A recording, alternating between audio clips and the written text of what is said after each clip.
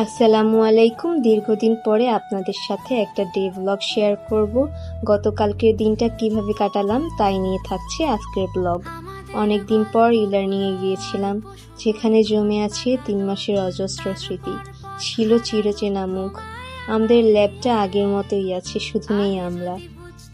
তো এরপরে আমরা 3 বোন আর আমাদের ছোট্ট জাইমা মিলে চলে গিয়েছিলাম ফুডবাজে।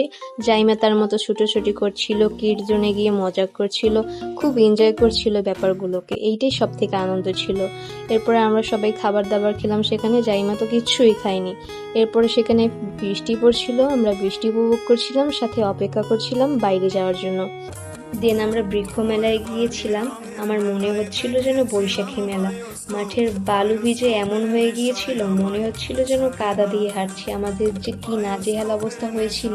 আর এদিকে ছাতা কিনে জাইমা বৃষ্টির পূর্ব প্রস্তুতি নিচ্ছিল। দেন আমরা গর্জিলা রাইডে উঠি, ট্রেনের মতো ঝকঝকাঝক চলতেই থাকি, বন বন করে ঘুরতে থাকি। ফাইনালি আমরা মেলায় কিছুক্ষণ থাকার পর অন্য একটা জায়গায় যাই। আর সেখানে গিয়ে আমরা কি করলাম তা নিয়ে থাকছে অন্য একটা ব্লগ। আজকের মতো এখানে, আল্লাহ হাফেজ।